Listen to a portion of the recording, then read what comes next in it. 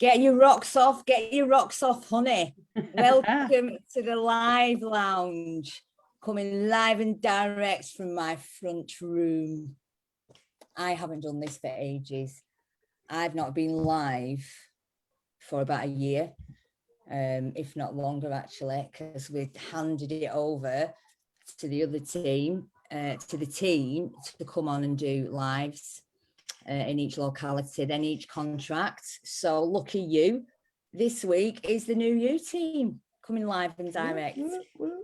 So I have my amazing, beautiful team here, and they're going to tell you lot what's going on out in the community.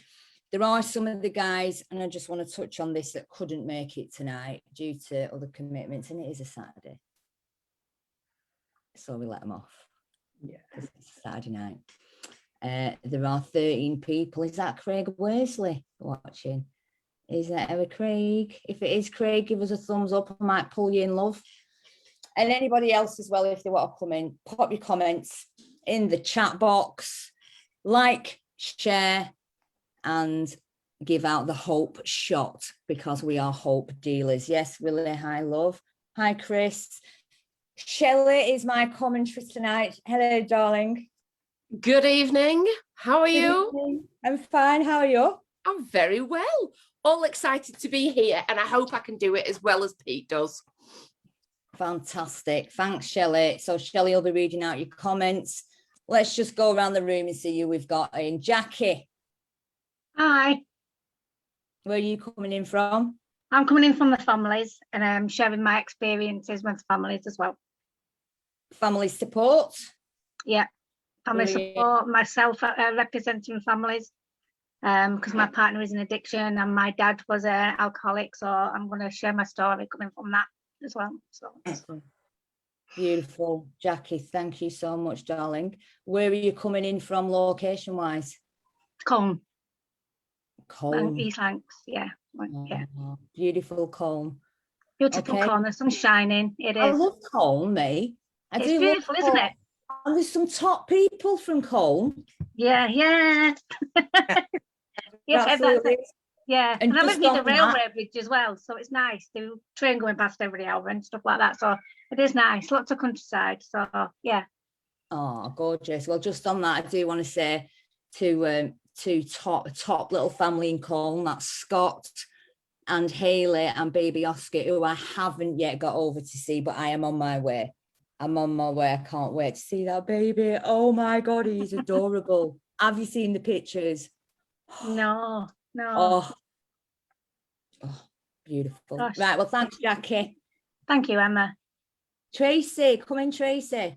Hi, I'm Tracy, and I will be saying about how welcoming Red Rose can be and inclusive. And I'm from St Anne's. Woo. Awesome. St Anne's in the house. Let's just jump over to Lorna.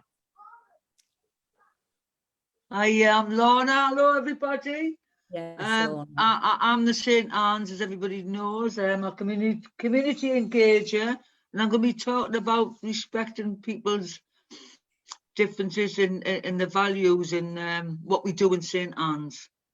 Awesome, because there's some amazing stuff going on in St Anne's. And Lynny over in Skem. Come on in, Lynn. I'm right here. Hi, guys. Hello. I'm Lynny, and I'm from Skem.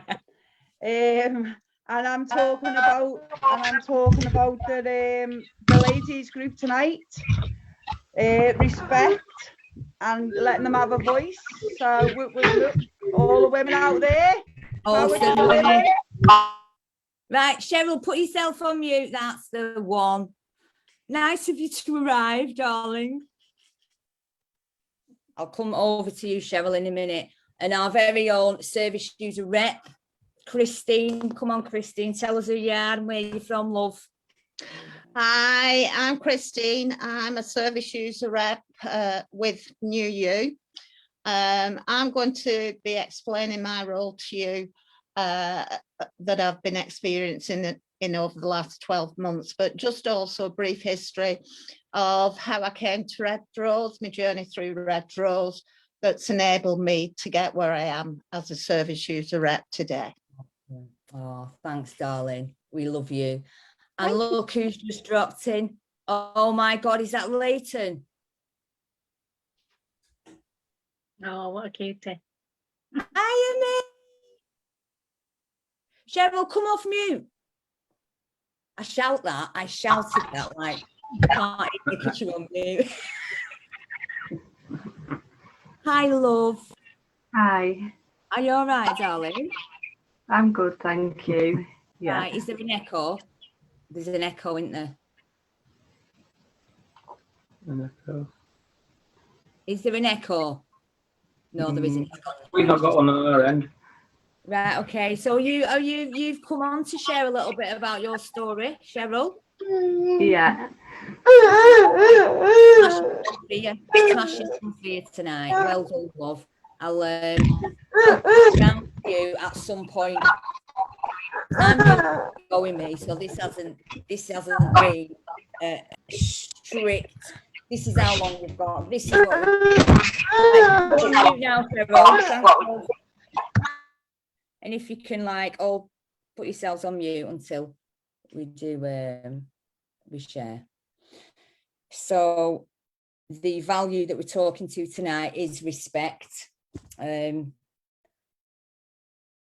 that's what we're going to be speaking to tonight. That's one of the values of the Lancashire User Forum, and a massive value because we do a lot of partnership working, and we are called to love difficult people, pleasurable people, awkward people, unengaging people, unlovable people, and lovable people, because everyone deserves to be loved, don't they?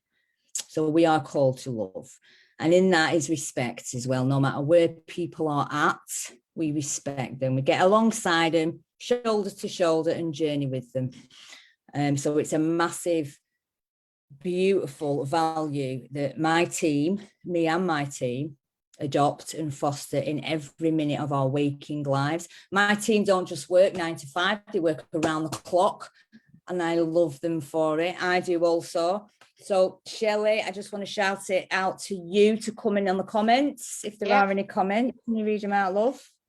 Just getting the love in, coming in this evening. Willie says hi. We've got Chris Rowlands in the house. We've got Chris Fogg. We've got Rawcliffe Manor in there. Ian Cartmel is over from the Burnley crew. Yes. We've even got Pete Yarwood watching as well from afar. Awesome. Okay, we've also got Craig Worsley. Yes, Craig. Kimberly Lorraine. We have also got, God, it's like a 180 gig. Some of the 180 crew in the house. Just give us a thumbs up, guys, if you're there, will you? Okay, so without further ado, because let's just dive in. Let's just get straight into it. Listen, guys, if you go over, you go over. If we go under, we'll switch off. But for you guys listening, pin your ears back, because we've got some powerhouses in this room tonight. We're going to share a little bit about themselves, what they do today, and how they're going to tell you how they show respect to each and every single person they bump up against. So I am going to go on to gallery view. So the speaker will have the whole screen. And we're going to start off with Linny. Come on, Lynn. Don't be shy.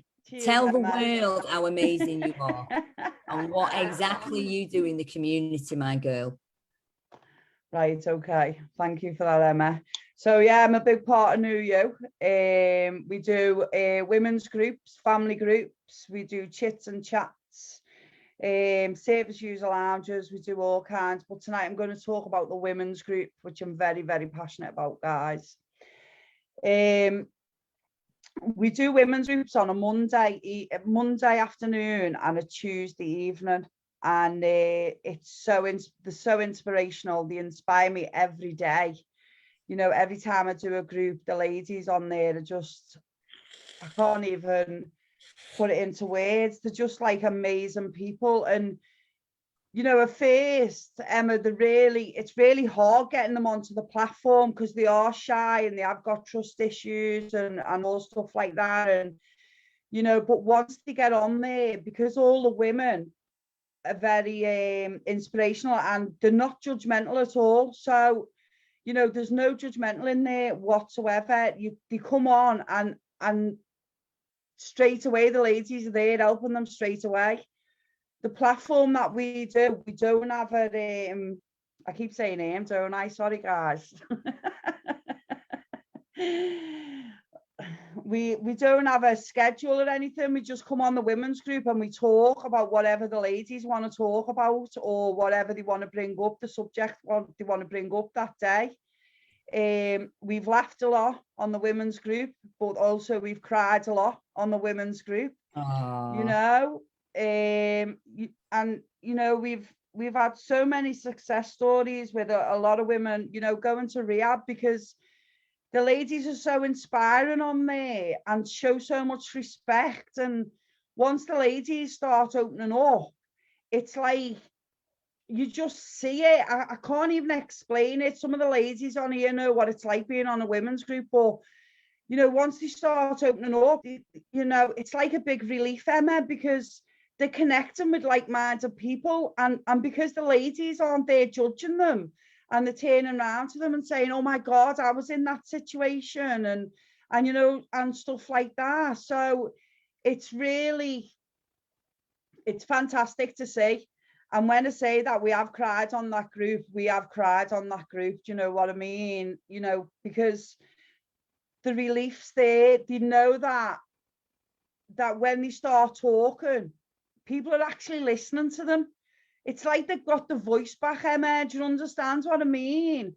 No one's like saying, you know, well, that'll do. They're actually listening to what they're saying, so they're getting the voice heard again. And for a lot of ladies, that's massive. So yeah, so I don't even know what else to say. I love the ladies group. I love all the ladies know that, like, you know, I love them on my group. I tell them time and time again that they're very inspirational. They inspire me. You know, every time I go on a group, they inspire me as well. They're just fantastic to be around, and I love them all to death. So yeah, Emma, that's me. That's the women's group. Is that all right? You're amazing, Lynn, and I know that you struggle coming on and sharing.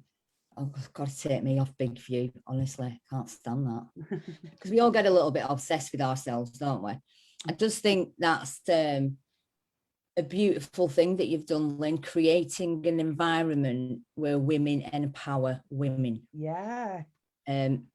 Real sisterhood. You know, it's something that I crave. You know, I can't live without my girlies. And I just think there's something so beautiful about women empowering women, because you are beautiful and wonderfully made, and you are enough. And we sometimes come into recovery, don't we, feeling so less than, struggle to commit and struggle to connect with other women for fear of feeling inferior. And, you know, to be around women that say that's okay. I felt like that as well. Fear of being vulnerable when there's such strength in vulnerability. Yeah.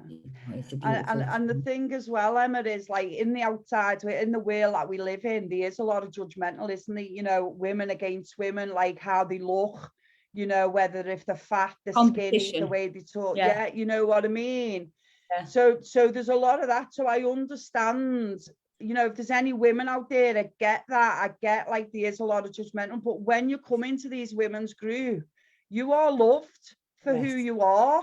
You know what I mean? And your voice is important. And you know what you've got to realize as well, what I say to our women, you know, you're not only helping yourself by coming onto these groups and connecting with these women, but you're also helping the women that's on the platform as well. You know, so you're giving back as well. So yeah, I'd like to take it large scale. I'd like to do a women's conference. Yeah. You know, a sisterhood conference with a bit of a retreat or something. Not too sure. I need to pray around that. But there's a few strong women about that are wanting the same thing. You know, I believe God positions us. He breaks us to position us. And I think there's a few strong women positioned at the minute that have leadership skills that will pull that together. I know I can't cope. I can't live without girls, without sisterhood around me. I need them to call me out on my bullshit, excuse the French, but I'm real. And I need them to love me where I'm at, even when I get it wrong, because none of us are the finished article. You know, we've all got further to go. So I love what you're doing there with the women, Lynn. And if there are any women out there that are wanting to connect, and this is on Zoom online, Lynn, do you want to just remind the girls when your groups are? Yeah, definitely. So we have one on a Monday afternoon at 12 o'clock. That's for an hour. It never goes on for an hour. It usually goes on for longer, but that's okay because we're not on a time frame. You know, we're open. We can do whatever. And we have one on a Tuesday night at 7 till 9, and that really finishes at 9 o'clock. We do go over too, but that's okay because you know sometimes it finishes on Thursday morning. Yeah, it's just one of them things, you know, and so what, you know, we're not on a timer in life, Emma, are we? You know, sometimes, you know, it needs to be. So yeah, Monday afternoon at 12 and Tuesday night at 7, ladies. If you want to come and join us, come on. If you don't want to show your face, don't show your face. But come on and listen to the ladies, and then with a bit of luck, in a couple of weeks or maybe in a couple of sessions, you'll get that empowered. Yeah, I'm having a menopause moment. Empowered time. No, we can all relate to that, love. We can all relate to that. Let me hear you. You know, to show your face. So, you know, there's no pressure on you whatsoever. There's no pressure. Just come along, come and try it. You know, come and get inspired by these ladies. They're all in the same boat as what you are, you know. We're all in it together. Beautiful. Thanks, Linny. And just on the women's group and strong women, I just wondered, so next to you on my screen is Cheryl. Yeah. Cheryl came to the women's group, didn't she? She did. She did come to Cheryl the got women's around the group. women. She did. Come on, Cheryl, tell us where you're up to, because I've not seen you for ages. You wanted me to share my story? Yeah, I wanted you to tell, you was in the women's group, weren't you, Shez? Yeah, I was. Okay, so do you want to just tell us a little bit about where you are today? Well, today I've got my son back in my life, and Amazing. you know, I'm nervous. Right, well, you don't need to be. You know what, Cheryl, listen, just treat this as you would a group. This is just like being in a group, yeah? That's all it is, just like being in a group. So the mere fact that you've picked up tonight and you've come on shows great courage. Honestly, stepping out of your comfort zone. This girl is stepping into fear right now. So I think that deserves a round of applause. Because you know what? I know this girl, and I know it's a lot of courage for you to step onto this platform. Nice to see you, Craig. Craig in tow. Come with me. And looking at you there as a little family unit now is a beautiful thing, because it never was like that, was it, a few months ago? No, it was going to the groups like the women's group, and you know, getting the support from those groups that have helped me to get where I am today. And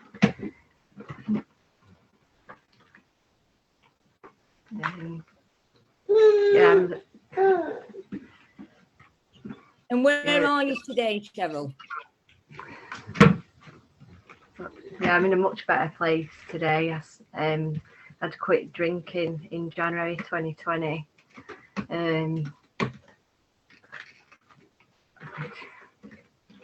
I can't.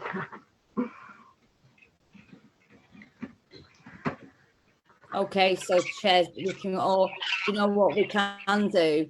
We can keep you on, and just if you want to come in, raise your hand there.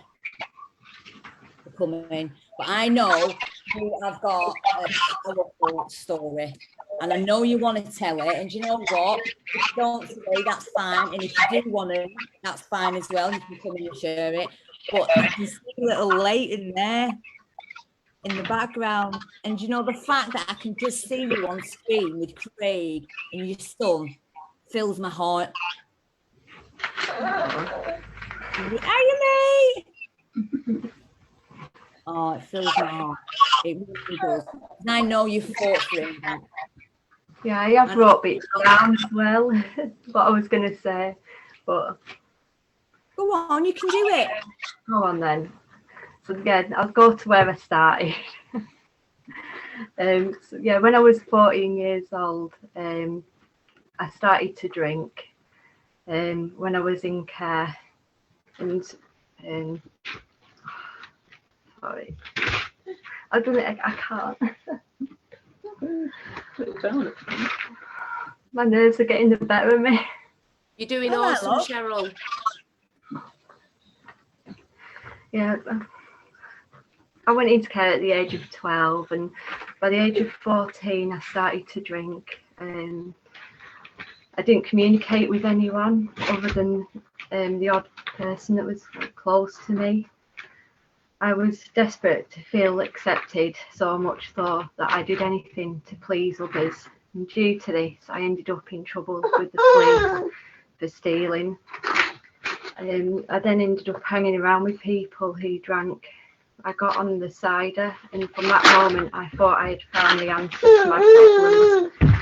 It took away the guilt I had felt for what I had done and the person I had become, and please others.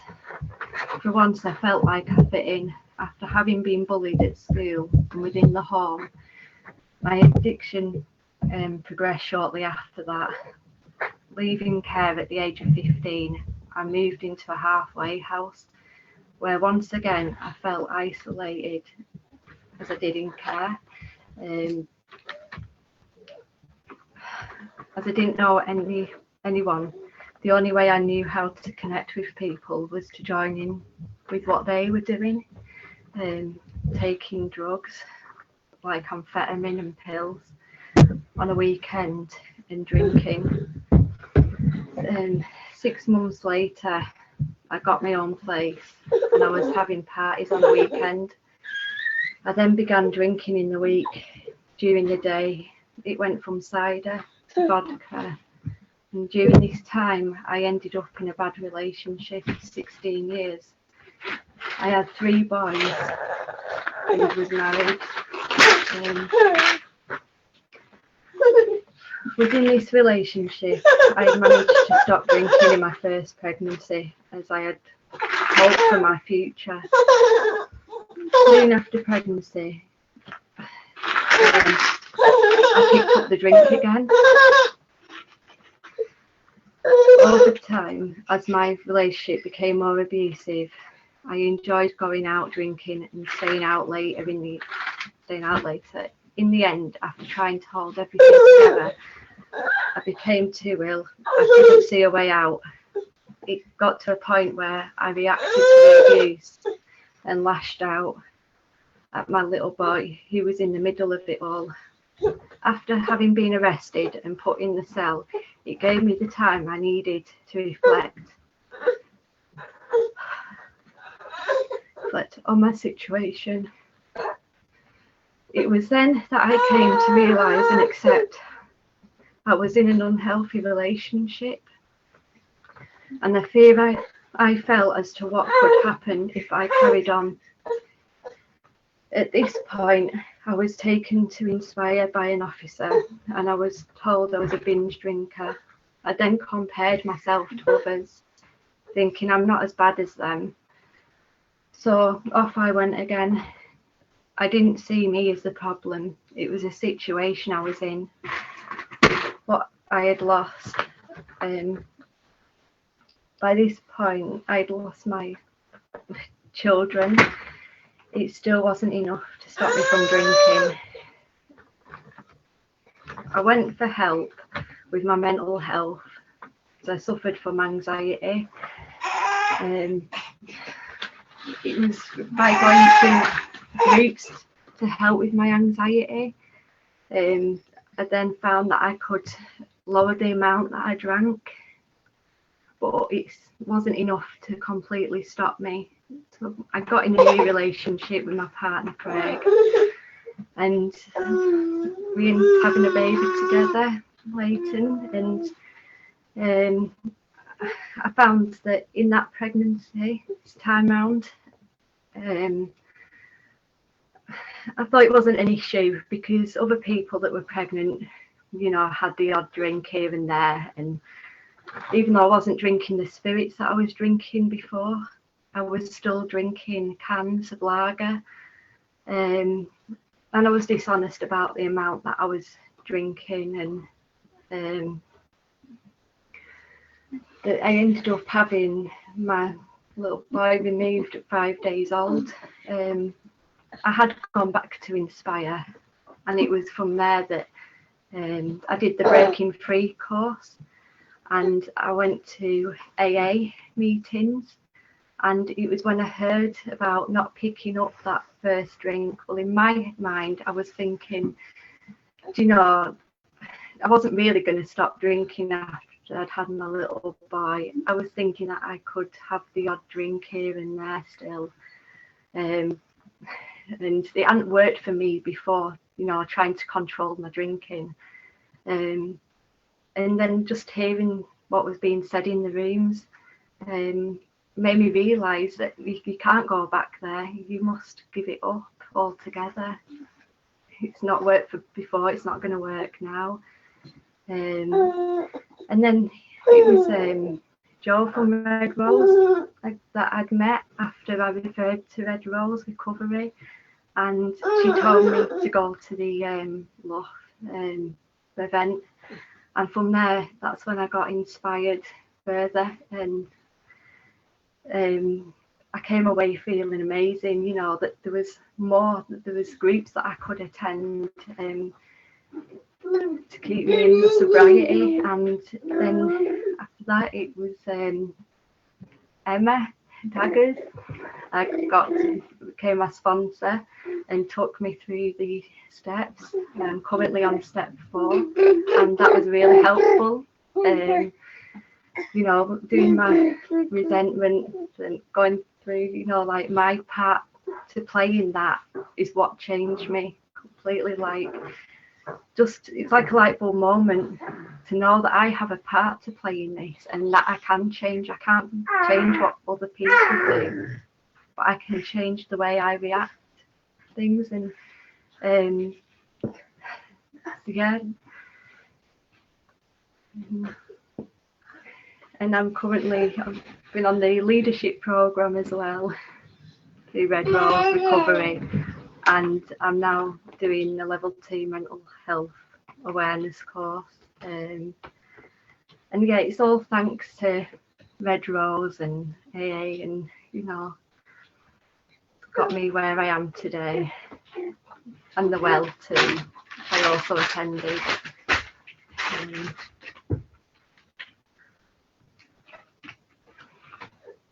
Amazing, amazing, Cheryl. And I can see little Leighton in the background there. So that's the celebration, isn't it? That's just the celebration. That's just the beauty of, you know, helping women, organisations pulling together and working together to empower you and just help support you where you're at, meet you where you're at, and love you enough. And we've got to own our pasts, or it owns us, doesn't it? And I know it's cringy sometimes looking at things and going, oh yeah, well, I might have had a part in that. But you know, to stand in your own truth, look at the fruit in your life today. I think you're an amazing woman. I think you are beautiful and wonderfully made. Pushing through that anxiety. I just want to bring Shelley in to just read out the reams of love that you will have been getting. It's gone berserk. It's gone absolutely berserk. We've got Yaz in the house. We've got Lindsay, Emily. We've got Dan Littlechild, Leanne. We've got MT. We've got Katie. Willie said that he's been looking forward to this evening's session and he's really enjoying it. Chris Fogg has said respect is so important in recovery. He's absolutely loving this topic. It helps keep us all together. And he's also reiterated that everybody is beautiful in their own way and we shouldn't be brutalised by stigma and by advertising. Everyone, you are beautiful. Thank you for that, Chris. We've got Steph Masterson has said, hi, Lynn, much, much love. We've got Luke Barber in and Chris Blenkhorn. Chris says, Lynn, you are awesome, girl. We've also got so much love for Cheryl. The hearts and the emojis have gone berserk. On a personal level, Cheryl, I've known you because I've been working with you on the leadership. You're amazing. You are absolutely incredible. And look at what you just did, girl. Look at what you just did. You did that and you rocked it. Give people the hope that it can be done. They can have the children back in their life. Yeah, and you are living proof of it, girl. You really are. So for anybody else, if you want to get involved, feel free. Jump onto redroserecovery.org.uk. Please like and share, because we're only going to reach those people if we can reach every corner of Lancashire. Okay? Absolutely. And there's 20 people watching. So if you all share, it might just give someone else hope, the hope shot. Shelley, what are you reading off there? Comments. I am reading Facebook. off the... Say again, sorry. Reading off Facebook? Yeah.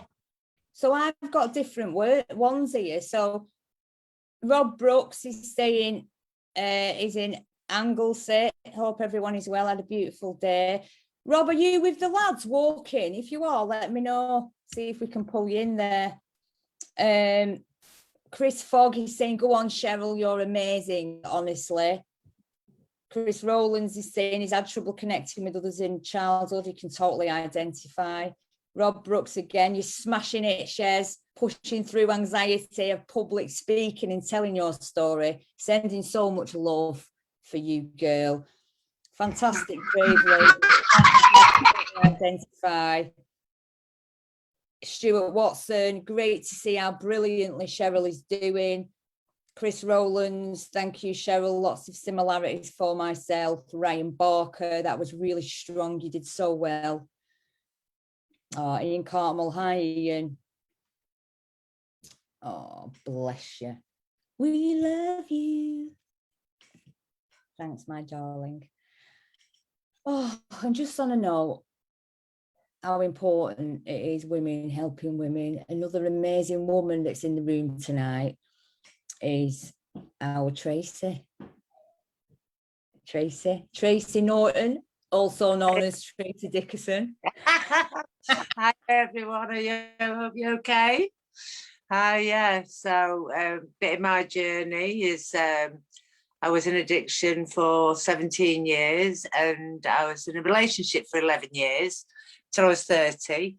And then we ended, and that's where my drinking started, really. I treated it as a death. So for 17 years, I wasn't really living. I just was consumed with alcohol and didn't really see the world live, really. And that's what I lived in, just in that circle of madness. Anyway, you know, it came to the Yets, you know, in 2019, where I was bloated, you know, and if I didn't get recovery, I wouldn't be here now. So yeah, I just went to Inspire. You know, I did try to do a couple of home detoxes, but they didn't work, and I didn't have the tools of recovery. I didn't know about Red Rose and other things that you could do, AA, really. So, you know, I did go into a rehab, and you know, it was hard, but you know, in that time I realized I was also carrying stuff from my past. So yeah, it really helped in that. And when I came out, it was under COVID, and this is, you know, I had no recovery tools, you know, and so I thought, what am I going to do? And luckily I met Lorna Simpson. And I say this again because it was a miracle. She was put there for a reason, at Bakes and Cakes, there in the cafe. And she says, hiya. She said, you're alive. And, you know, and, you know, we started the groups up and stuff. And like I say, again, she was so welcoming to me in that, you know, because she didn't really know me. She'd seen me Inspire, you know, she didn't know me, but she was like, you know, she was talking to my next door neighbour or family. Yeah, so, you know, we started doing groups in the park, and obviously I was very nervous. You know, I didn't still know a lot about recovery outside of a rehab. So it was all new. And with Lorna's guidance, you know, and she, obviously Lorna works for Red Rose New You. With her guidance, she got my confidence up, you know, and we'd be in the park, and like some people just come over and like, hey, what are you lot doing here, you know? And they'd be like, well, you know, it's a recovery group, you know, it's in for all different things, addiction, mental health, you know, loneliness, you know, and people, you know, some people go, oh, I identify, and be like, well, sit and join us, you know.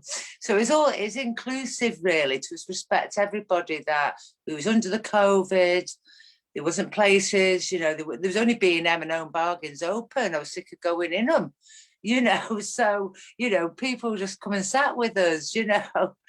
And, you know, and some, like, you know, was still in addiction and was happy being in addiction, but they'd come and sit on the edge and have a sandwich with us, and, you know, and then give their advice and, you know, their life story. So it was really inspiring that it was just welcoming for everybody just to sit and talk and communicate. And that's what we forget in this life as well. You know, sometimes we're so busy, like when you're working, rushing around jobs and stuff. With the COVID, everything was quiet. and it just gives people a chance to talk. So yeah, so then we obviously got groups that inspire, and you know, and bakes and cakes are famous for me and Lorna. They say we're camping out, you know, and people come over and have a brew, and they said, oh, hiya, how are you? And they're like, well, I feel a bit lonely, you know, a bit isolated at home and that. And we're like, come along to one of our groups, you know, and, you know, come and have a chat, come and get, you know, connected. And they have. And we've, you know, one person, you know, she's come, she said, you know what? She said, you know, I was sober for 10 years, and where she's living, she feels a bit threatened, and she relapsed and she had a blip. And she's come with Lorna and me. Now she's come to group. She said she feels so much better by connecting. She hadn't been doing it. She'd been isolating. We took her to drama on a Monday. Oh, she loved it. You know, within a matter of weeks, the difference in her again. So yeah, so we like to be welcoming with anybody, and you know, and everybody's inclusive in anything. We do drama on a Monday. I don't do it because I'm a bit shy like that. Me and a child's not come out yet, but the girls love it. And you know, some of them they'll come out buzzing. They made puppets. You know, if some people are interested in AA, NA, CA, if they're interested in, we don't push it, but if they are, you know, me and Lorna are so happy to take them up, because in recovery, you've got to have different paths of recovery, you know, because, you know, it's optional. The more recovery you get is the best. So, yeah. So, you know, we try and do our best in that way. And I keep plodding on and, yeah, I keep trying. So all I can say is that we're very welcoming, and, you know, we do try our best, and we want the best for people to be in recovery and get better and to be back to how they are happy, you know, because addiction, you know, we always look on the negative side. I did, and you just feel like there's no one out there for you. And really, when I was in my addiction, there was times I was sat in my flat and I'd look at my phone, I'd have numbers, and I thought, no one wants to really hear me, you know, and they don't want to listen to what I've got to say, you know, and you just felt so alone. So, you know, with Red Rose and the New You and look, the Zooms, there's so much, you know, I've learned over this year where you can get connected. And if you don't want like one group, try another. So that's my message to anybody. Recovery is amazing, and it's out there, and people will go to any lengths to help you. Thank you. Absolutely, they will. Absolutely, they will. And there's a plethora out there now, isn't there? It's not like it used to be. There's so many different things you can do, activities you can get involved with. Yeah, and that's what we try with the drama. You know, we're always looking for new stuff, you know, suggestions of, you know, what service users say. You know, if they want, you know, obviously we'll look for it. Cake making's coming in on a Wednesday now, so they're going to be decorating cakes and that. I love it because I can eat them, so it's great. Yeah. So yeah, and art, you know, we've got the facilities for art, you know, to do if people want to do art. So yeah, there's loads of opportunities, and we're open to suggestions. You know, that's what we like. Service users' voice. Yes, Tracy. Yeah. So is the drama, that's in Blackpool, isn't it? The drama group? Yes, it's on Springfield Road, and it's people in recovery, and it's on 2 till 4 on Mondays. Brilliant. And Tracy's come through as a leader in St Anne's, following our lovely Lorna's footsteps. Lorna each one teaching one, and you are leading other people to various activities in the community. Some of them are getting hold of recovery, some aren't, but that's okay. Yeah, and we try, and it's just give people hope, you know, because we do a detox group, and you know, some come in and you know they're just at the bottom, and you know they go out laughing by the time we do a funny dance, or we just really cheer them up, because we forget to laugh, don't we, in addiction sometimes. Yeah. And I do want to just like shine a light, Tracy, on your awesomeness. No. and not to play it down or anything, because you was saying then about groups and when you were sat out in the cold in COVID, Yeah. which you were, and you and Lorna kept all them groups running through COVID.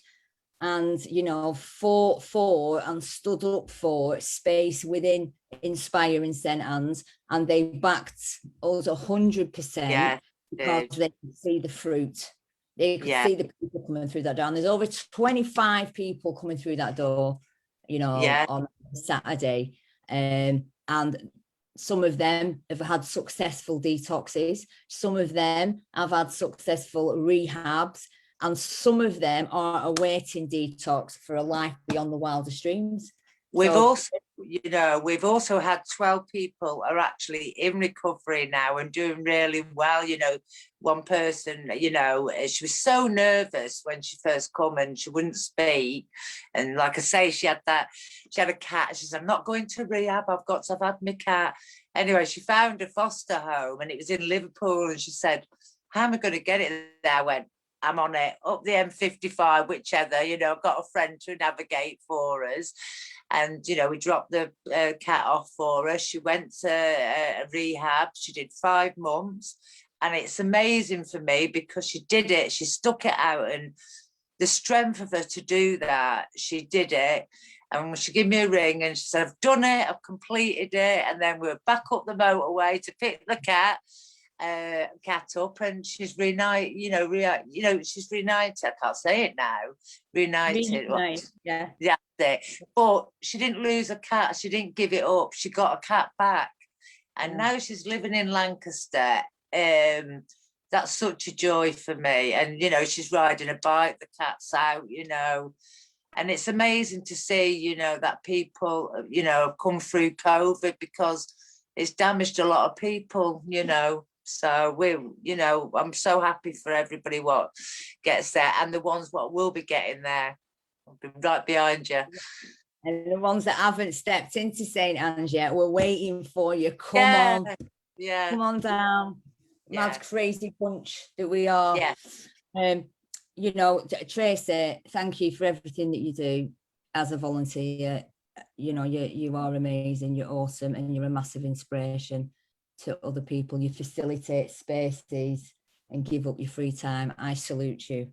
No worries. I'm just glad to do what I'm doing because, you know, Lorna and the new You team, and you know, obviously you, Emma, you know, and Shelley, you know, you've given me opportunities, and you know, I should give back. You know what? And if I do anything, I will.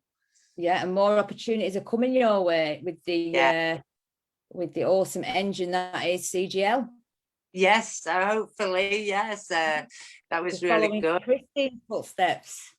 Yes, I'm looking forward to hearing Christine's, you know, on view on it. Because I had the interview and they said I did all right, but then they said, we've all agreed that you've done really well on your interview, but do you know what a service rep is? I went, well, not really, but I can learn. And do you know what? That's what it's all about. Yeah. No, I don't, but teach me anyway. Yeah. We're not all shiny bells and whistles, are we? We come, you know, we're a little bit broken, aren't we? Yeah. What I've got, you can't learn, but you can teach me what you've got. Yeah, I'm looking forward to it. Yeah, so I have new challenges, isn't it? You know, absolutely, my darling, you'll be phenomenal. Yeah, hope so. Absolutely. Thank you anyway, everyone. Oh, thanks, Tracy. Just on that as well. Oh, from one amazing woman to another. I just want to bounce over to our Lorna. Come on, Star, where are you? Hello, Lorna was here. In the house. Lorna has arrived. Lorna has arrived. Arrived. For too late, but I've arrived. Stars of the team. Oh, you all are. But Lorna, just while we mentioned St Anne's and that, you are an absolute asset and thank you force for good in St Anne's, and I choose my words wisely, you know, and a woman of God, love and compassion at the centre. So for anyone that doesn't know Lorna, Lorna's going to tell you a little bit about herself. Lorna? Yeah. Come on, my darling. All right, I will do it. I'm a bit like Lynn, a bit nervous, but you know, I'll go for a step out in faith, haven't I, sometimes, you know. Well, for all them that's watching, I'm Lorna. You know, a little bit about myself, you know. I came from a background in Newcastle where it wasn't so nice, where I was very, very damaged from a very early age. And I started an addiction at 9-year-old. I was brought up in the care system. The care system were rotten, but they weren't as bad as what the family, the mother and father were. And I took my first substance from the age of 9. I was a person looking for love as a child. I always wanted that love. I always craved that love. And I made bad choices in my life to get that love, you know, as growing up. I've lived on the street for a lot of years in Cardboard City, thinking I'm a grown up. My addiction took me to a lot of places. But I always had this anger, this rage with society. No matter, I didn't like professionals. Professionals always said I was this and always said I was that. Even doctors said I was this and said I was that. And that's why I respect other people's differences as well, because I wasn't listened to. And I think, you know, I have that compassion. I'm a kind of person, you know, when injustice is done to anybody, there's something inside that, you know, but yeah, my addiction lasted 53 years. It wasn't, you know, they say that first one, you know, there was 53 years. And when I look back now, I see how God has been there all the time, you know. And I came to St. Anne's from a hospital, and I went into a rehab there for 1 year and 5 days. I came out, I ended up working there when I was 5 years. Then the place closed down. In that meantime, my son, who I'd give my children up for, and I'll tell you this, I love my children, but the responsibility was too much. My love affair was my drug of choice, my alcohol, and I'm glad in a way that they went into care, because I think being with me, I would have dragged them to the hell that I went to. So I'm glad that they went into care. And my son found me after 29 years. He's in recovery. And I went down all the way to Penzance, and you know, I noticed was an addict straight away. So I was learning to be a mother, and I'm still learning that today, because I still have this little bit of thing. Well, you know, how do I love them? How do I hold them? How do I cuddle them? I'm still on guard with that. And I relapsed after 8 years, because I didn't deal with the death of my son, my youngest son, and I felt very guilty. And I wouldn't share my feelings with anybody because I didn't really trust a lot of people. And I relapsed, and I had a couple of more relapses after that, you know. And the last relapse I had, I came to Inspire, and I was going to these groups. I didn't know what was really going on in this group, so I've now realised it was the 5 Minutes of Wellbeing. But I just sat there. I sat there with a couple of the guys who work for Red Rose, and just listened. But I sat there because I wanted to feel safe. I just wanted somewhere to go to feel safe. I didn't feel safe anywhere. I didn't feel safe in myself. And then they dropped that 5 Ways of Wellbeing to me. So I just took the group. I just took it the way I got taught. And my son was going, oh yeah, you want to meet Emma Daggers? You want to meet Emma Daggers and Peter? And I was going, no, right. And she said, go, yeah, my mum would go for that job. And there was this job going, I think it was a lead, a team leader, you know. And I thought, wow, okay. I didn't really read it properly, actually. And so, you know, it was that expectations, oh, you can do it, you can do it. And I knew inside, you know, I haven't got a bloody clue. And I got somebody to do the the application, and I went for my interview. I didn't read that was going to be 3 people on it. I thought it was going to be 1. And so I walked in a grey suit, and I was fear. I just knew I was in fear. But you know what? I sat through it. then I remember this man talking to me and that, and I'm going, yeah, I think I was talking about God or yesterday like that. And went off and I hadn't got a clue. And it was Emma that came and mentored me, and she went, "You still doing the 5 ways to well-being?" And I went, "Yeah." She didn't even know it was running. And then since then, Emma came down and mentored me. And I've worked the way Emma taught me. Emma came to, where I was at. Emma came to where I was at, and then for the first time really started, trusting somebody, when she said, you've got assets, there's loads you can do. For the first time I thought she could be right. And I think it's the way it was said, because Emma's got a way of saying things, and she's got that expression to say, you look at her and go, I think she's telling the truth about me. I think she's telling the truth about me, and I never had that before. So work the way Emma taught me, that each one teach one. I remember Emma said, set up a families group, and I went, huh? Like that, but I went out and did it, and I work good that way. And I respect other people, I respect the differences, I respect the choices, and I listen to people.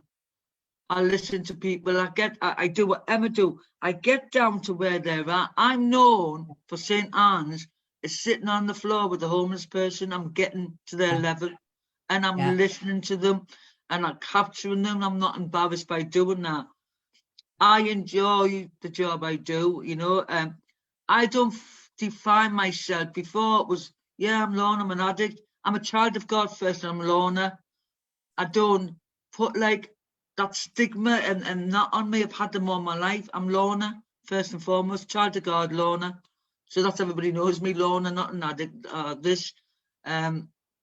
so I just give back, and the beauty of it, the beauty of all this, right, is when them guys walk in, our service users, that's the first thing I ever taught us, to love them. When they come in, we're just loving them.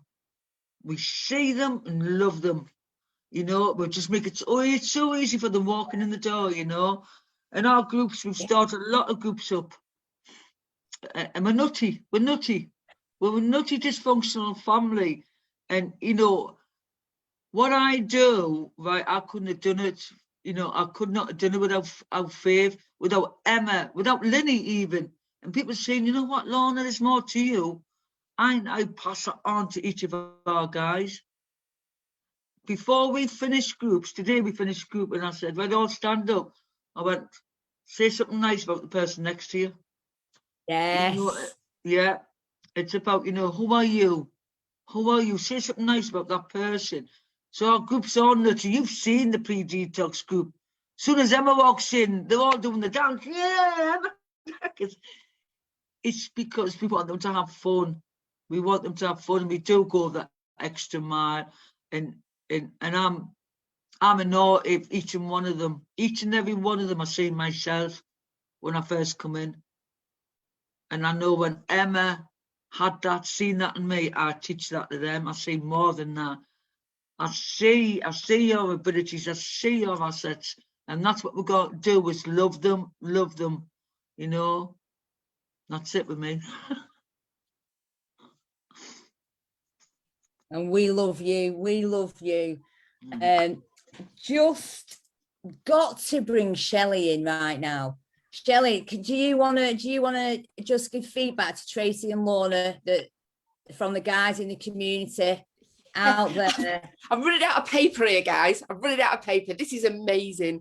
Right, so I'll start with Tracy's comments. Ian said, Tracy, you go, girl. Chris has said, that circle of madness, we all get it.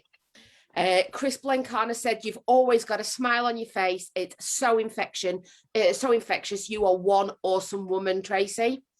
Luke has thanked everybody for sharing and has said, everybody's awesome here tonight.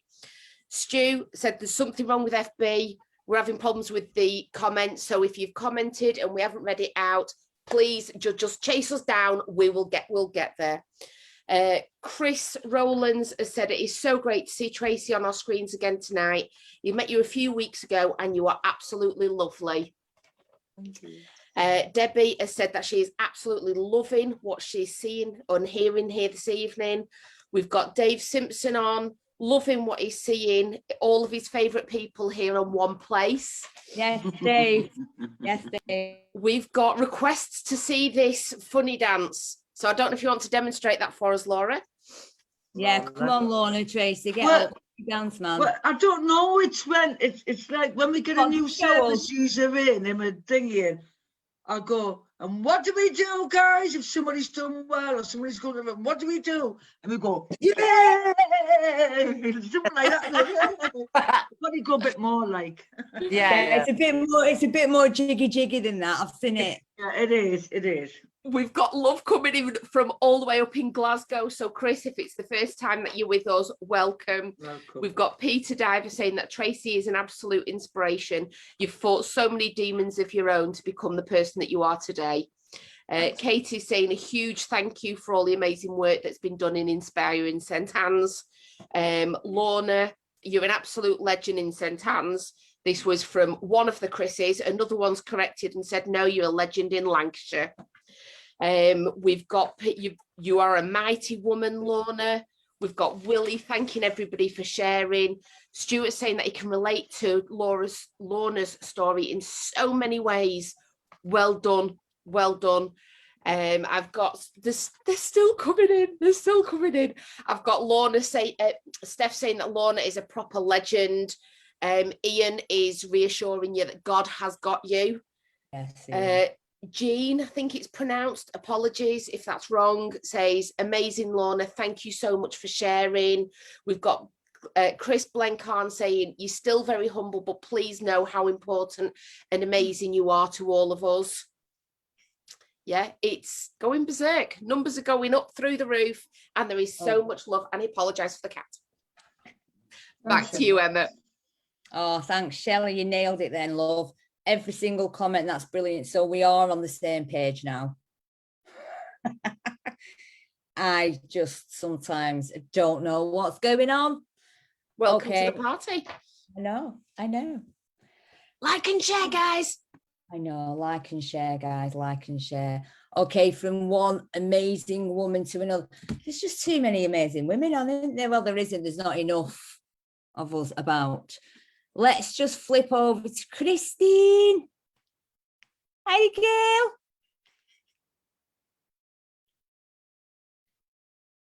Quote of the century, you are on mute. Oh, shit. What a way to start. Hi, love. Hi, guys. Our very own service user rep. So, Christine, tell us a bit about yourself. Right. I have made a few notes, several pages long. Sorry. This is about version 6. The more I wrote, the more I forgot. Then I woke up and I remembered a bit more. So I'm going to read it and let you make your minds up. Right. So, hi, my name's Christine Barker. I'm a lead volunteer for Red Rose Recovery in Skelmersdale. And I used to say, a newly appointed volunteer service user rep for Inspire and CGL. But I've been in that role now for over 12 months. So I am a volunteer service user rep. I cover Central and North for Inspire, but I'm also included in the Bay Area, up in Lancaster, Morecambe and St. Anne's, due to the wonderful digital technology that we have available to us now.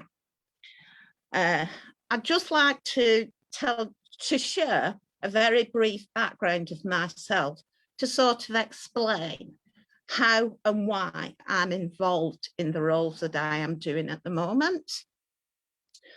For various reasons in the not too distant past, I completely shut myself down, closed the world out, placed myself in a safe bubble, as I thought at the time. This consisted of the corner of my couch, facing the TV, with a blanket, with a radiator, curtains closed, phones unplugged, wouldn't even answer the front door. I didn't eat, didn't bathe, didn't change my clothes, and generally self-medicated myself with alcohol. It wasn't a pretty picture. This continued for quite a while, and eventually, literally, my family sort of abducted me and took me to the GP. And that was that. Within hours, I was in the system. I was placed with the crisis team, then went through the community mental health team, saw psychiatrists, doctors, had CBT, counselling, and eventually arrived at the door of the restart team, which main aim was to get me back into the community. Through the process that I endured, I was a number, I was a name, I wasn't a person. No one identified me as an individual, and none of them had lived experience of what I was experiencing. It was the restart team that brought me to Red Rose in the first place. No one had ever said to me in all this process that it was okay not to be okay. My journey with Red Rose was very much, I'm afraid, a stop-start affair. At this stage, I was not a people person. I was suspicious of people being nice to me, and I had no self-worth at all. Gradually, I was encouraged with Red Rose to attend courses, mainly about building confidence and self-worth. The more courses I embarked on, I slowly started to come back to life. I felt like I was a dimmer switch on a light, slowly being tweaked. The more courses that I took, the brighter my light became. The courses I have completed over the years has included the obvious alcohol awareness, drug awareness, mental health courses, all on various levels and degrees. But I would just like to share with you 2 courses which I embarked on, which hold a very, very special place in my heart. The first one was the Recovery Coaching Award, completed in June. She's got a laugh on her face. Completed in June 2017, facilitated by Emma Daggers. What Emma did not realise at the start of this training was that I had been absent from Red Rose and my colleagues for various reasons, well, one in particular, for well over 12 months. For me, it was like coming home. The respect I felt for my colleagues and myself over those training sessions was overwhelming. At the end of the course, Emma told me I wasn't quite there yet. I respected her for that, and I agreed with her. I made a vow to myself that I would get there. The second course, she's still laughing, Speaker Boot Camp, sometime in 2018, and you guessed it, again, facilitated by Emma Daggers. For any of you out there who've had the honour of attending this course, you know how terrifying it is and how far out of your comfort zone it takes you. After my recording on the course was played back to me, I was ready to book in with a speech therapist. But that was then. Building bricks for now. Emma, I'm owning it and I'm flying high. Thanks for believing. that brings me to the here and now. My role as a lead volunteer with Red Rose Recovery for Lynn in Skemersdale branch of our network. Skemersdale is renowned as a tight-knit community who look out for each other, and we at Red Rose Recovery are certainly no exception. As a team, we are non-judgmental. We appreciate that everyone who comes to us are individuals in their own personal and private issues. Confidentiality, reassurance are keys.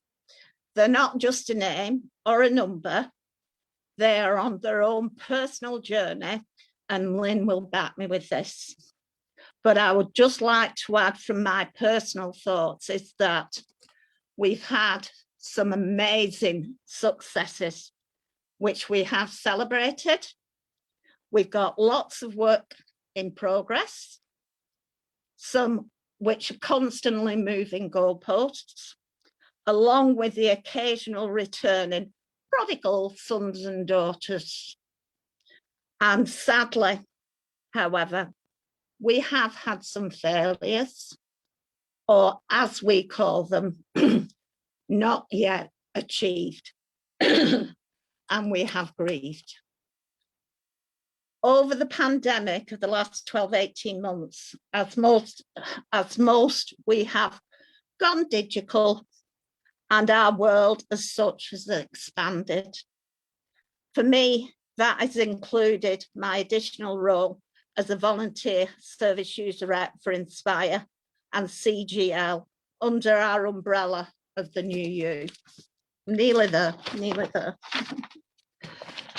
This role is enabling me to, now I was stuck for this word, so I've wrote expand, share, or continue with my passion, beliefs, and enthusiasm I have achieved over my years with Red Rose. I'm a firm believer that clients are individuals and that no one size fits for all in treatments. There are many factors which have contributed to their current condition, whether it's mental health, dual diagnosis, social or economic, that has placed them on their journey.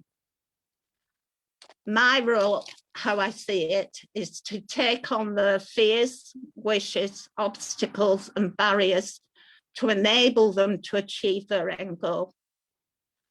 I know I'm a small clog in a very big wheel, and I'm a vehicle conveying whole parcels from local depots to the major distribution centre.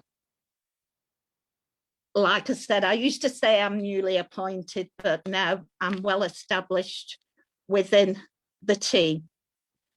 After the initial interview training sessions and all the usual DBSs, etc., I was good to go.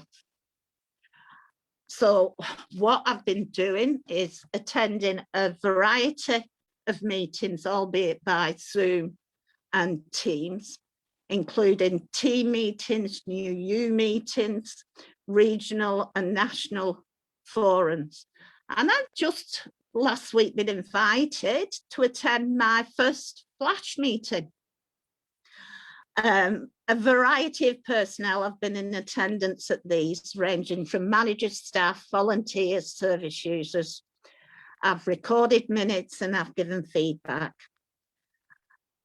Also, I've done 2 interviews where I've personally interviewed a GP and I've interviewed 2 other New You leaders, the 2 Andys, and we've done like a series of questions and answers, and you can find those on YouTube and on the CGL site.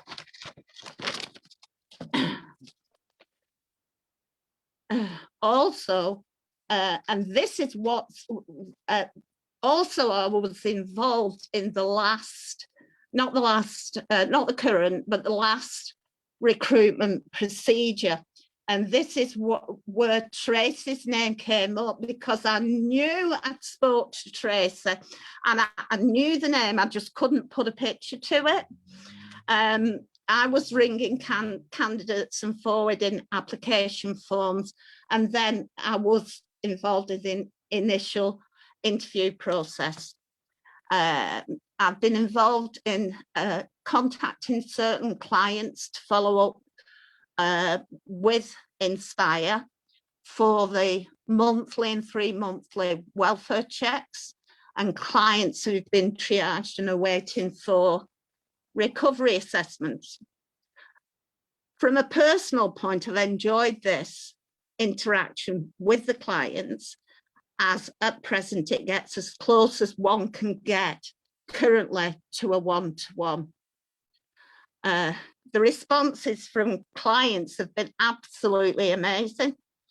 Many were generally surprised to receive the call and thankful, many saying they were happy with the services. There were some who couldn't speak now and promised to ring back, but unfortunately the nature of the clients receiving an unknown number call resulted in 45% of the calls on the project went unanswered or went to voicemail. Along with the responses I did get, it's allowed me to have interaction with caseworkers and staff in projects. Throughout my time in this role, I've been fully supported by the managers, the peers, the other volunteers. Any concerns or issues I've had, I've been able to discuss freely. But what I would like to say is that with this role, I'd encourage anyone who feels that it's a role they can take on. It is regularly advertised, and the process is supportive. But having said all that, I'd just like to leave you with one of my most memorable phone calls from these. It was a call to a landline, and it's the only ever landline I've rung, not a mobile. The lady answered and apologised straight away in case I'd been trying to contact her as she'd been out. I explained the reason for my call was just a welfare check, to which she was very enthusiastic about the service, the treatment she was receiving. Thanked her for her time, assured her she could contact us with any concerns, to which she ended the call with, "Good night, God bless." It was only 4 o'clock in the afternoon. So she apologized. We both collapsed in fits of giggles even. And she apologized and said she thought she was speaking with her daughter. It's moments like this that makes me realize why I volunteer. So sorry to ramble. Right, that's me, warts and all. Thanks, Emma. Thanks, Lynn. Over to you. Absolutely no rambling whatsoever. Who are you? Woo! Oh my God, I can't believe I did that. I can, and you absolutely smashed it out of the park. Christine, it is so nice to meet you. Honestly, girl, dimmer switch, strobe light, more like. Oh God, I got so emotional through that. Oh, don't do that, you'll have me crying. Oh, honestly, it's like, it's like the mustard seed sprouted into an oak tree. You know, love, honestly, you sounded amazing. You articulated yourself so well. It was empowering. Let me just put on mute a minute. You were empowering. You know, there is, oh, seriously, you've just blown me away. You've just absolutely blown me away. And this is the lived experience team, all right. Honestly, you absolutely blow me away. I just keep getting I know. Emma, do you know I keep what? getting pictures of Pulse. Do you remember when we were in Pulse? Yeah. I was like, Christine, are you pissed? Yeah. And the coaching. I can't believe how long ago that was. I know.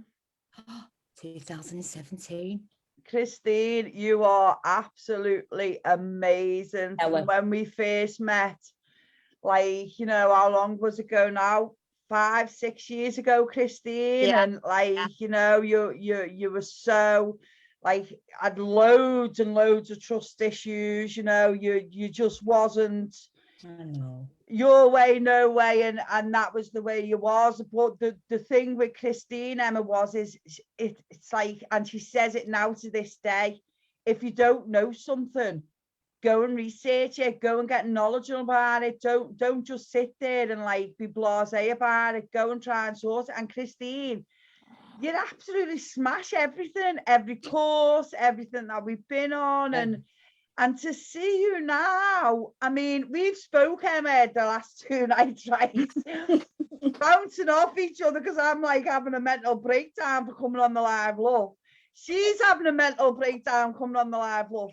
So I would be like, oh, Chris, you've all right, you've got this, Chris. You know what you're doing and all that. And she's like, yeah. And then I go, oh my God, I can't do this. I can't. And she's like, Lynn, come on. So for 2 days, guys, we've been like bouncing off each other because obviously we've been really bad. But Christine, you are a legend. Yes. You are such Yes. an inspirational to all the women out there, Christine, that like have been where you are and has fought and come back to the person you are now. And I cannot be any prouder than anything to come on that journey with you. That journey is absolutely, you've smashed it. You've smashed it. I'm so proud of you. So proud of you. Respect, Christine. Respect, girl. Respect. Absolutely. So proud you are. You're becoming everything that we saw in you anyway, Christine, and that little bit more. That was perfect, professional, and profound. Shelley, come on in. You've just taken some of the words off my page, I'm sure you have. So Chris Rowlands has said addiction is a very ugly picture, but you know what? We are beautiful. Absolutely, Chris. Couldn't agree more. Ian said keep going. He's been 36 years clean. Chris has pointed out that we can do it and we are doing it. Okay. Debbie has said, Christine, you fly, girl. And she's also said that was a really emotional and empowering story. So thank you for that, Chris. Michael has said that Red Rose Recovery is all loving and the people there are absolutely lovely too. Get involved. Personally, I didn't know you before tonight, Christine. I love you so much. I love you too. Chris Rowlands has said that was so professional. Well done, girl. And Jean has said absolutely inspirational. There's so much love coming in here. Absolutely. We've got new faces. We've got people that are returning every week. Yeah, like and share, guys. If each and every one of you like and share and get just one person watching, we are going to make those numbers up. We are going to reach the darkest depths of Lancashire and we are going to make more success stories. Well done, ladies. You are absolutely amazing. Totally rocking it. Christine Barker, watch out, Lancashire. Watch out, national. Let me tell you, speak it over her now. She's going national. Absolutely. Proud to know you. I salute you, Christine, and I love you. Oh, powerful. Okay. And from another amazing woman to another. Jackie, what's going on with the families, girl? A quote of the century. Jackie, you are on mute. See, Christine is not the only one you can do, it's me as well. Oh dear. Right, so I'm representing families and I'm going to tell you why. Because I've been part of a family and I've been a partner of the family. So I'm going to tell you my story now, where I've been and where I am now.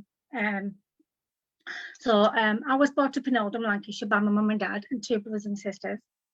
I've been living with addiction since as far as I can remember, from the age of around 7 years old, for around 43 years. The first memory with my dad's drinking, I realised when my mum went to the shop and my dad's alcohol, and she used to hide it at the bottom of the carrier bag so no one can see. Also, my mum got this on tick and she would pay for it at the end of the week. I remember seeing a tick book amounting up to 50 or 60 quid. We hardly had enough food in our cupboards or fridge, as money went on my dad's alcohol or in the pub where he worked. He also had a tab on there, so I'd never had any wage at the end of the week. I could never invite friends round to my house, as I was always embarrassed and ashamed of my dad and the smell of alcohol in his breath and him being drunk. I could never play music loud at night like teenagers did in them days, because my dad was in bed by 4:30 p.m. of an evening and everyone had to be quiet. If my dad had no money or any alcohol or couldn't borrow it from friends, etc., the atmosphere, you could cut it with a knife and no one could talk. While this was going on in my home life, at the age of 13, I met a guy who was 4 years older than me and I was sexually abused by him. This went on for 3 years. I couldn't tell anyone because of my situation with my dad, and my mum had enough on her plate. It finally came out when I told a friend who told my mum. I was angry at the time, but I was glad my friend told her. That relationship ended. The police weren't informed, as that stuff in them days is not open like it is now. I lived at home until the age of 24, when I decided to leave home and work at holiday camp at Butlins in Minehead.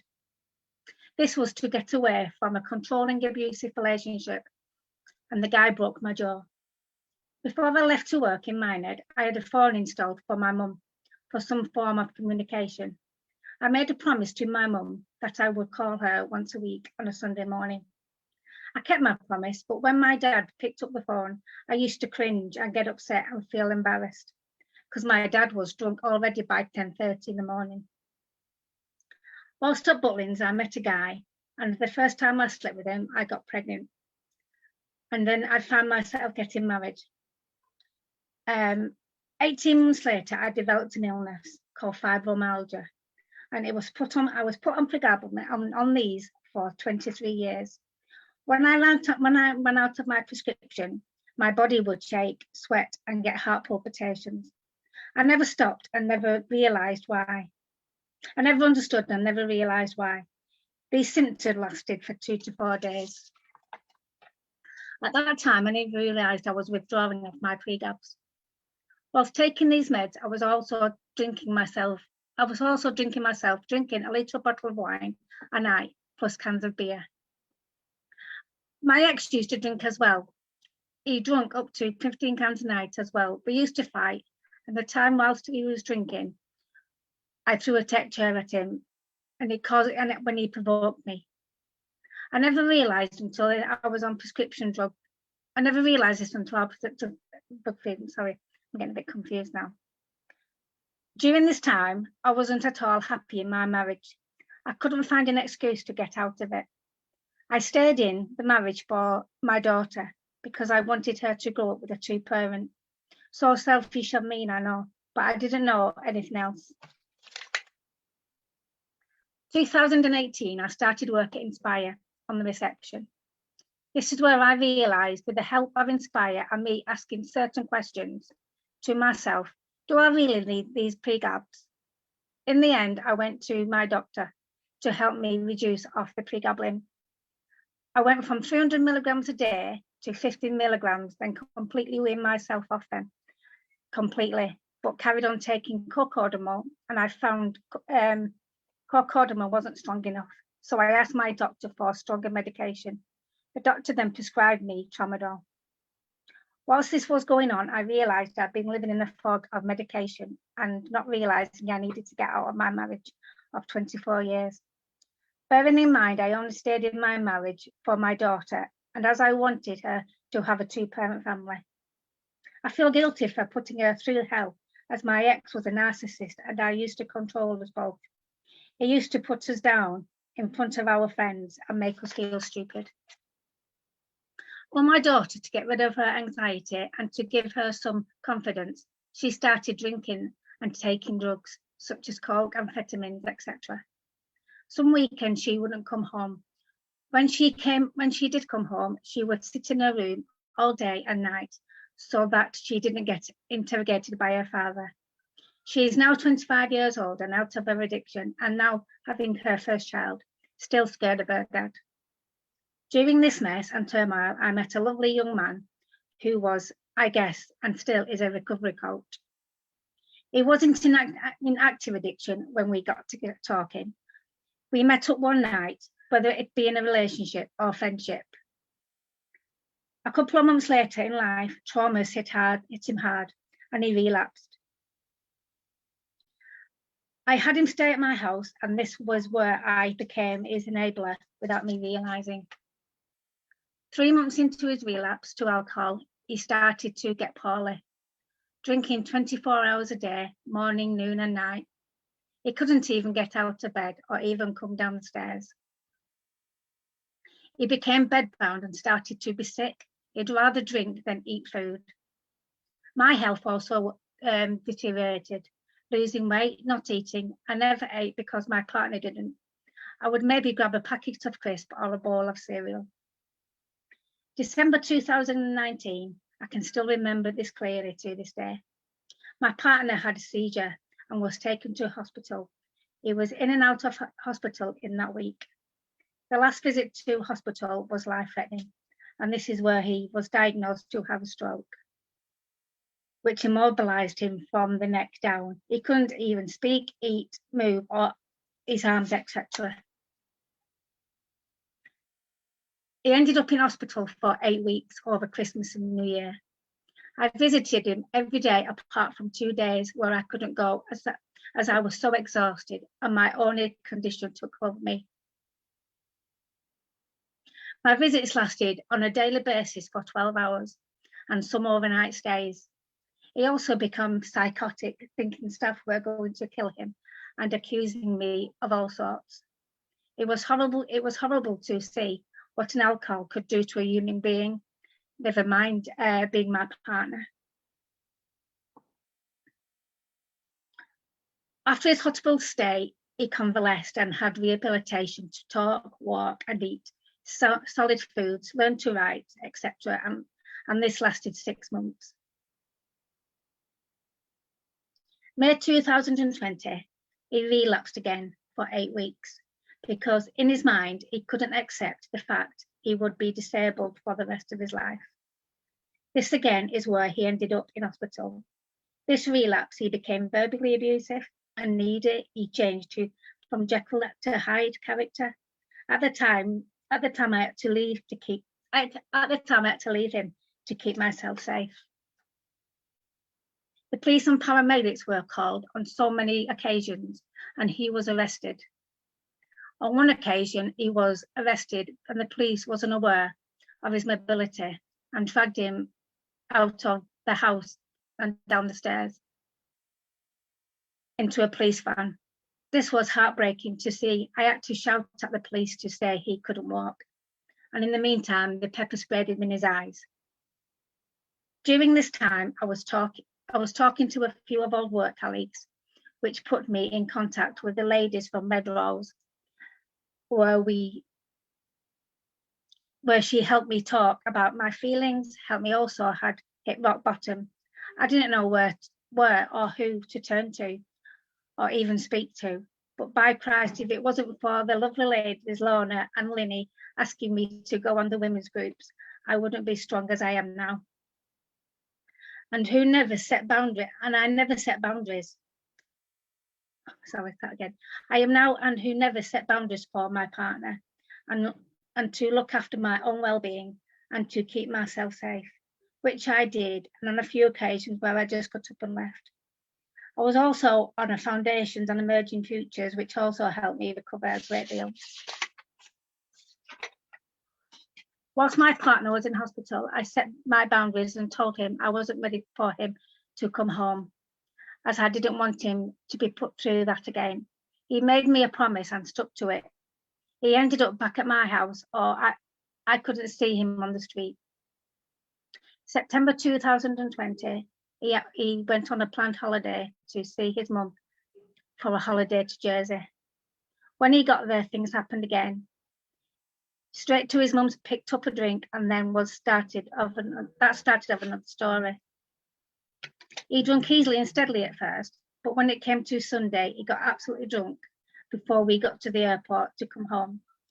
When we got to the airport, he picked an argument and he asked a lady to get him in a taxi as he wanted to go back to his mum's, because he now admits he was too scared to give up the drink.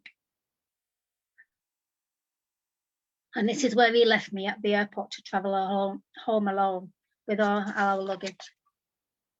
I flew back absolutely dazed by what had happened. I also brought COVID back with me. I was poorly for 3 weeks alone, well, on my own, very poorly. I also brought COVID back with me. I was poorly for 3 weeks alone here on my own, very poorly, whilst at home. I was at home.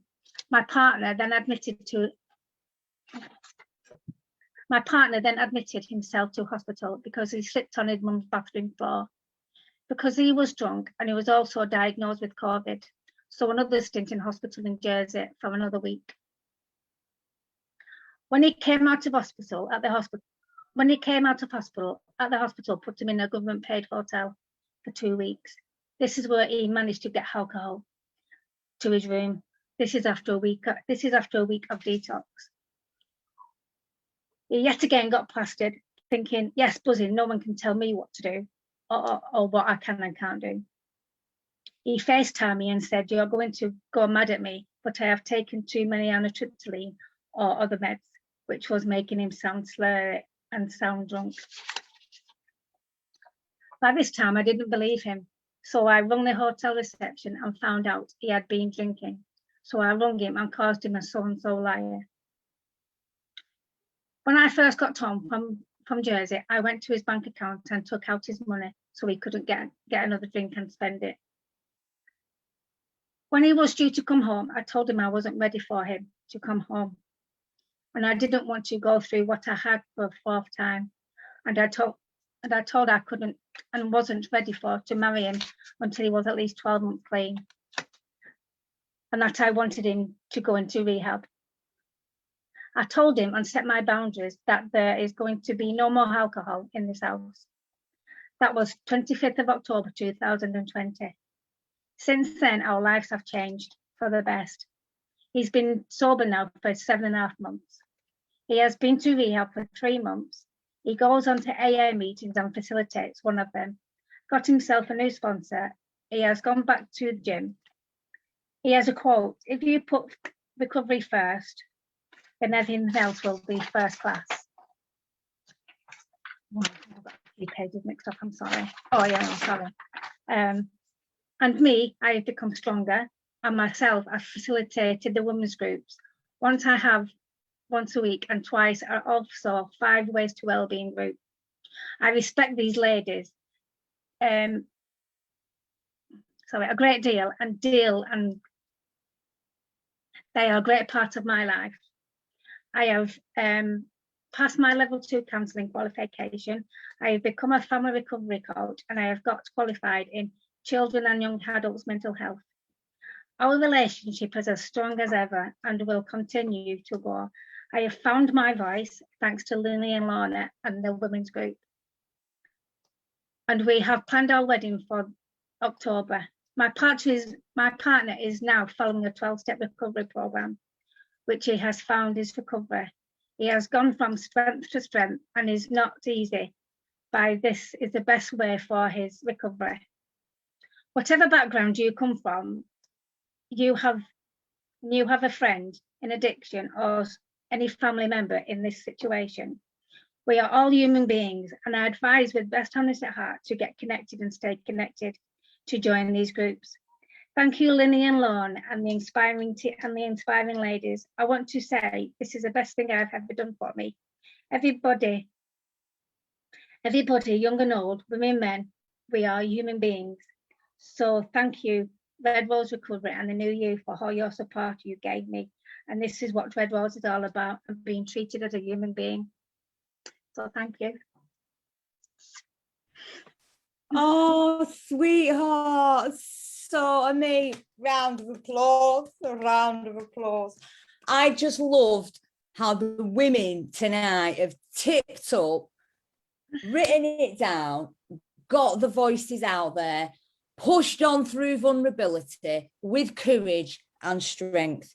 You, my darling, deserve a speaker bootcamp badge, and so do you all. So I'm going to just now put some actions out to the team. Right, Lauren, then grab a hold of this. I need the addresses of the guys that have been, the ladies that have been on tonight, and we'll get some badges out to you. But I'm also going to put it out there that I want to put a boot camp on for you specifically that have been on tonight with me. That's 1, 2, 3, You, 4, Linny. 5, 6. Sorry, Emma, I can't hear you. My laptop. I can't. I can't Yeah. hear you, Emma. I can't hear you. Yeah. Sticky I'm going to boot put on a camp, boot I can camp, hear. especially for everybody on here tonight. And I am going to get badges sent out, because do you know what? You just blow me away. You know, real women with real stories talking about real life. Now, if that doesn't deserve some respect, I don't know what does. And Emma, I didn't mention, we are getting married on the 23rd of October this year. Oh my God. Oh, sweetheart.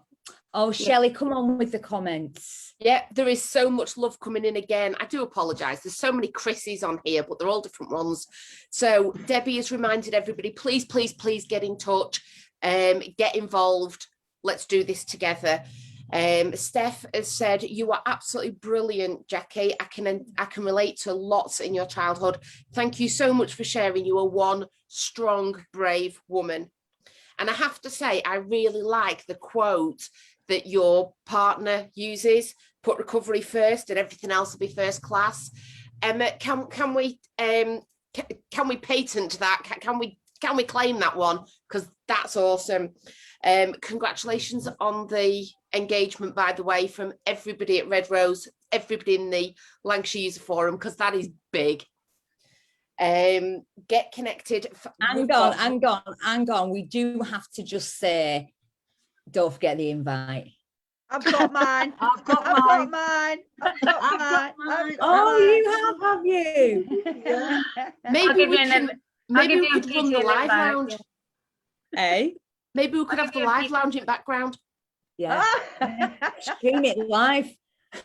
Yeah. All a bit obsessed with live, aren't we? Oh, don't make us nervous. You're nervous as it is. Don't be.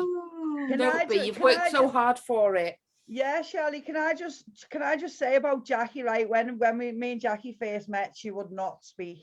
Yeah. She would not give you eye contact. She'd put her head down totally, because it was on a family member, wasn't it, Jack? It was on a family group. Monday afternoon. Yeah, Monday afternoon family group, and she wouldn't speak. She wouldn't even give you eye contact. She was just nothing. And the power in her now. Yes. She's running them women's groups with me. She's taken over them family groups over me. She's smashing life. She's giving eye contact. She's smiling and she's loving life. We love you, Jackie. I love you. You're amazing. And it's all the thanks to you, Lynette, Lorna, everyone, all the ladies. You know what I mean? It's just like, you've made me back to myself, how I am. You know what I mean? And then some. And then some. Absolutely. Yeah, absolutely brilliant. The comments coming through are absolutely profound. They're absolutely amazing. Chris has said that there's so many stories that have come on tonight, and so many people can identify with each and every one of you. So thank you. Well done, ladies. You are awesome. And I have to reiterate, what I have put in the comments, guys, is if anybody can relate to any of the stories tonight and you want to be able to get in touch, then there's a couple of ways that you can do this. You can go to the Red Rose Recovery, become a member. redroserecovery.org.uk/become a member, and in the comments box just add the comments new you. For those of you that are already members and you don't want to put the referral in, you can email Emma directly. Emma is welcoming those emails, so it's Emma, EMMA at redroserecovery.org.uk. Again, just mention new you and we will get you involved. Apologies for the cat. And I'd just like to say thank you, Shelley. You totally smashed it tonight. Yes, man. thank you, Shelley. Yay, thank you, Shelley. My pleasure. Didn't miss out a comment at all. Now, I am aware we are, it is girl power tonight, but there is a man in the room. Yes. Woo, woo, Craig. Craig, Woo, Craig. I don't want to leave without acknowledging you, sir. I see you. And would you like to add anything into this amazing aura and fragrance that we have going on tonight? Yeah, no, it's definitely been an absolute honour to be part of this group tonight as well. It's just been amazing just listening to everyone's stories, and it's really, really inspiring as well. And or at least trying to listen to them and trying to deal with him at the same time. And yeah, no, I mean, when I stopped drinking exactly 17 months ago today, and before that, I was a chronic excessive drinker, and so I was drinking every single day, not for the buzz anymore, but I was actually just drinking just to feel normal. And so, and when I yeah, so but what helped me to get over drinking as well was actually a very different a different thing to what's to the mainstream, really, with 12 steps. The way I did it was actually I actually joined some Facebook groups online. There was including Alcohol Explained, and then I decided to order the book that the Alcohol Explained is written by William Porter, and noticed there was another book that they talked about called This Naked Mind by Annie Grace. And so because years before I actually pulled myself out of depression from reading books as well, so, and I actually found it to be a very useful way of a useful way to help me to stop drinking once and for all. And where was I going with that one? Yeah, because when I was born, I was very neglected as a child, and I was emotionally neglected and emotionally abused, and so from that I formed my own deep-rooted beliefs about myself, beliefs like I'm not enough, and I'm undeserving, and I'm unlovable, and so yeah, and that spurred me on into making some very bad choices in life, and generating my own beliefs around what I actually felt like I needed in life. And then when I started drinking, I felt that that these needs are actually being met, and yeah, this is absolutely great. And yeah, so I just spent so many years just drinking alcohol and just thinking that yeah, this is life.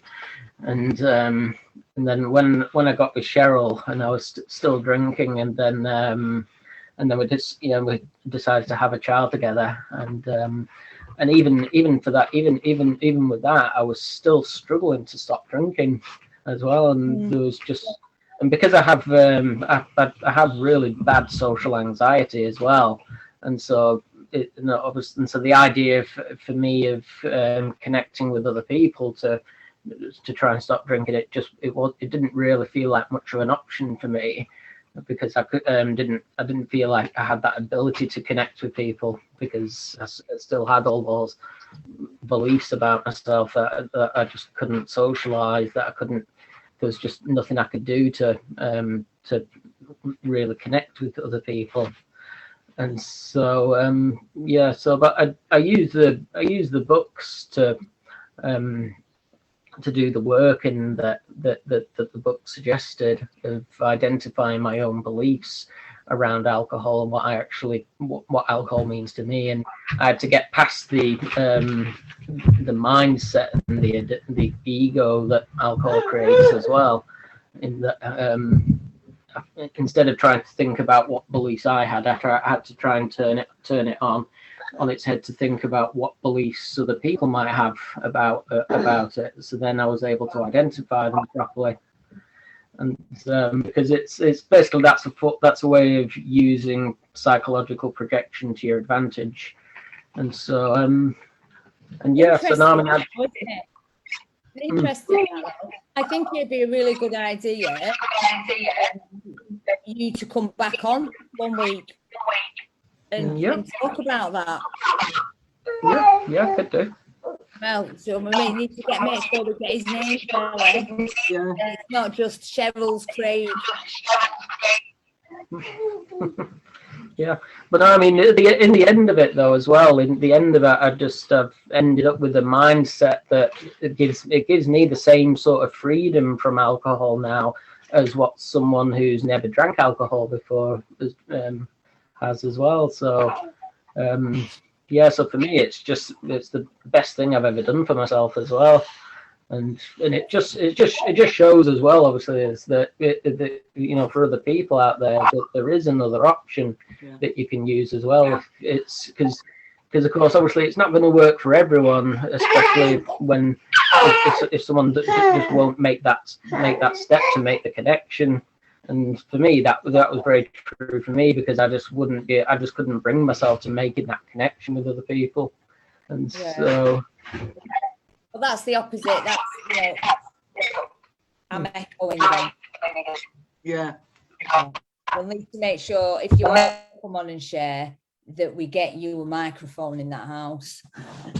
But I do think it'd be a good thing, Craig, to come back maybe one week and talk about that, stopping on your own and questioning your own. I think it's there's many different roads to the people these days. And that's something that would be a good debate, I suppose. So I'm so glad you're alive and that you are both clean and sober, and that you have got that beautiful little boy back in your lives. And well done, Cheryl. Well done, girls. Well done, everybody that has shown up tonight with your life stories written down. A massive hats off to you all. So here is two strong women. May we know them and may we raise them. I love you all. We love you, Emma. Oh, Lorna, why has your face gone off screen? Oh, sorry. Wonder where she is. Oh, wonder what Lorna's doing. Lorna, you've got to do the dance. Lorna, respect. You've got to do the dance. Got to do the dance before we go. How about Tracy? You're in on this. Tracy, on your feet. Lorna, on your feet. Come on. To all the women here, it's everybody out there. Let's do the dance. Hey, Cabarella. Hey, that's it. I've had enough now. Tracy didn't get up. Oh, Tracy just did the arm thing. Didn't you, love? Tracy. Oh, Lenny would have got up with me. Okay, so Lorna. Is there any final messages from my amazing co-pilot tonight? Yes, I just want to thank Lorna, Linny, Tracy, and everybody. Say whatever to say. Thank you for getting me to where I am now. Oh, well then, Jackie, well in. And to my other co-pilot, are there any more comments? I would like to say to anybody out there. Oh, nice. It's all right, I've got a few co-pilots tonight. Go on, Lorna. No, it was Shelley. Sorry, Shelley. I really jumped in on that. It's okay. You go for it. You say what you need to say, babes. No, you go for it. I forgot what I was going to say. I love it. So we've had lots of love coming through. Chris says that getting Craig back is a brilliant idea, absolutely top. The issue about social anxiety seems to be quite a common thread. So yeah, I think there's more that we can do there. Just goes to show week after week how great these sessions are. You're absolutely beautiful, guys. Thank you so much. We've got a nice one, Craig. Paths to recovery aren't down to one thing for me. It's parts of different ones that's working for me. And well done tonight, ladies. Unfortunately, Stuart drew the line at doing the dance. And This time, again, yeah, Stuart, this time. Chris has said the same. Well done. Lots of love. He's not dancing either. Come on, gents. Come on, guys. It's the guys again, you see. Well, do you know, we just got to keep dancing ourselves, love, and dance like we mean it. Sure will. So listen, ladies, go on, Lorna. But me and Lily, well, I know the whole team would like to say to you, thank you, Emma Daggers, knew you, Red Rose, for believing in us. Thank you. Oh, and thank you all. And on that note, respect each other. Respect yourself. I love you. Thank you. So go rock it, go into the world and start kicking some ass, girls. I love you, and I'll see you later. See you later, guys. Bye, Bye, everyone. Bye, everybody. Bye, bye, bye.